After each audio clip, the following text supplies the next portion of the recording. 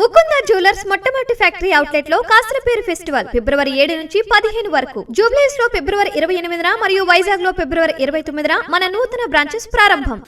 అమెరికాలో నివసిస్తూ ఉద్యోగాలు చేస్తున్న వేలాది మంది భారతీయ టెక్కీలకు భారీ షాక్ ఇచ్చే విధంగా అక్కడి చట్టసభలో కీలక పరిణామం చోటు చేసుకుంది. H1B వీసా కార్యక్రమాన్ని పూర్తిగా రద్దు చేయాలని కోరుతూ రిపబ్లికన్ పార్టీకి చెందిన ఓ ఎంపీ ప్రతినిధుల సభలో ఓ బిల్లును ప్రవేశపెట్టారు. ఈ బిల్లు ఆమోదం పొందితే అమెరికాలో భారతీయ ఉద్యోగాలపై తీవ్ర ప్రభావం పడనుందని నిపుణులు అభిప్రాయపడుతున్నారు.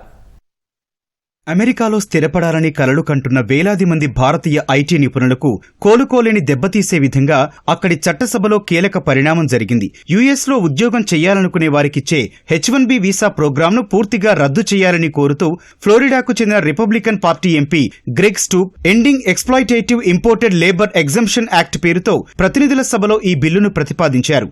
అమెరికా ఇమిగ్రేషన్ చట్టాలను సవరించి H1B వీసా విధానానికి పూర్తిగా స్వస్తి పలకడం ఈ బిల్లు ముఖ్య ఉద్దేశంగా తెలుస్తోంది.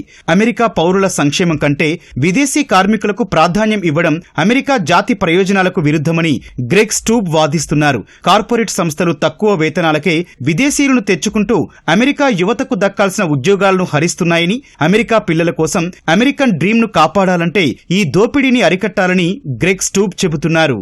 ప్రస్తుతం జారీ అవుతున్న H1B వీసాల్లో 80% పైగా భారత్, చైనా దేశాలకు చెందిన వారు పొందుతున్నారు. గ్రెగ్ స్టూప్ ప్రవేశపెట్టిన ఈ బిల్లు చట్టంగా మారితే అది లక్షలాది మంది భారతీయ టెక్కీలపై తీవ్ర ప్రభావం చూపిస్తుంది.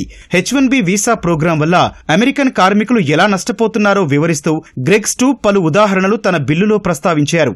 5,000 మంది విదేశీ వైద్యుల రాకతో 10,000 మందికి పైగా అమెరికన్ వైద్యులు రెసిడెన్సీ ప్రోగ్రాంలలో అవకాశం కోల్పోయారని తెలిపారు. ప్రముఖ టెక్ దిగ్గజం మైక్రోసాఫ్ట్ సంస్థ 2025లో 9,000 మందికి H1B వీసాలకు ఆమోదం ఇచ్చిందని, ఆ తర్వాత 16,000 అమెరికన్లను ఉద్యోగాల నుంచి తొలగించిందని ఆరోపించారు. అదేవిధంగా Disney, FedEx, southern California Edison వంటి సంస్థలు కూడా H1B వీసాలను ఉపయోగించుకొని స్థానిక ఉద్యోగులను తొలగించాయని, వారి స్థానంలో విదేశీయులను నియమించుకున్నాయని వివరించారు. ఇప్పటికే ట్రంప్ ప్రభుత్వం కొత్త H1B వీసా నిబంధనలను కఠినతరం చేసింది. కొత్త వీసాలపై $1,00,000 భారీ రుసుమును విధించి షాక్ ఇచ్చింది.